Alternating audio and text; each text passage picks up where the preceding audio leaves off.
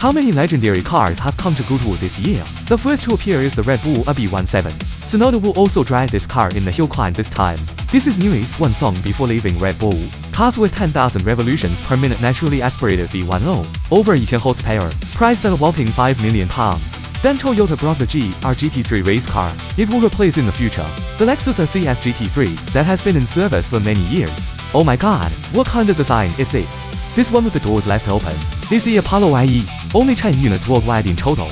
Coming over here is the Maserati Extreme, built on the basis of the Maserati GT race car, but not limited by any competition rules. It's a pure track toy, and the one next to it is the Genza Z Track Edition just unveiled at Goodwood. Wait, what's that behind it? Pagani Huayra Longtail, built based on the Huayra Roadster, only 10 units worldwide. Over here is the M1 U9 Extreme, the world record holder for the fastest production car. And look at the signature on the rear of the car. This is the one that ran the Nürburgring Nordschleife back then. Next is the Koenigsegg Gemera. This is their first 3-door, 4-seat model, with a terrifying maximum output of 2,300 horsepower. It only takes 1.8 seconds to accelerate from 0 to 100 km/h. Skipping the fleeting Aston Martin Valhalla, the one behind is Koenigsegg's Jesko, the top-tier version of the Jesko, limited to 30 units worldwide. What's this thing that just showed up? Oh, it's a 1-to-1 Lego Jesko. This is built by Lego specifically for this Goodwood Festival of Speed, with a top speed of 111 km/h. It also broke the speed record for drivable Lego cars. Another Aston Martin is here. This time it's the Valkyrie. It's also a very iconic mid-engine hypercar designed by Newey. Right after that, another Pagani Huayra R arrived. This is the truck version of the Huayra. This car is most famous for its V12 engine sound.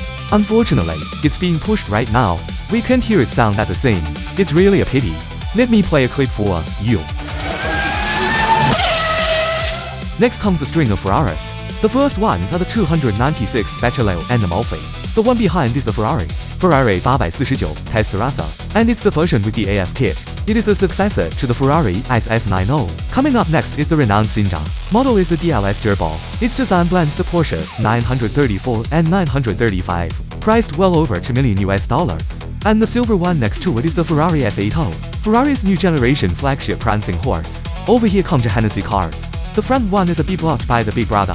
The first one is the Venom F5-M. It can output 2,031 horsepower with pure fuel, and it is mated to a 6-speed manual transmission. It can be said to be the most powerful manual road car in the world right now.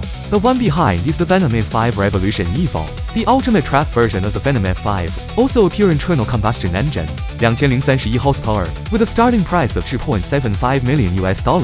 A car quickly drove past behind the all-new Lamborghini Revuelton. Oh my god, this car is extremely rare. This is the Gordon-Murray Le Mans GTO prototype No.1, only 25 units worldwide. Wow. Another Gordon-Murray T5 OS Niki Lola edition is here. This white livery version is to commemorate Gordon-Murray's first victory with the BT44 F1 car he designed back then. The number 7 on the car is the racing number used by the BT44. The one behind that looks very similar to the Lancia 037. This is the Gemera K39. It is Gemera's first supercar developed from scratch. There will also be an ultimate track version, specially built for the Pikes Peak International Hill Climb, that has also come to the Goodwood Festival of Speed. This red convertible 911 is also very special. This is the Porsche 91 GT3 S-C. The first time the GT3 model has a convertible version, developed based on the 911 ST. Next is the long-awaited McLaren W1, McLaren's latest flagship supercar, limited to 399 units worldwide, the official successor to the renowned McLaren P1. Here comes another one being pushed. This is the Lamborghini SC-V12, only 40 units worldwide, a pure fuel V12 track toy, but this one is modified by Lausanti.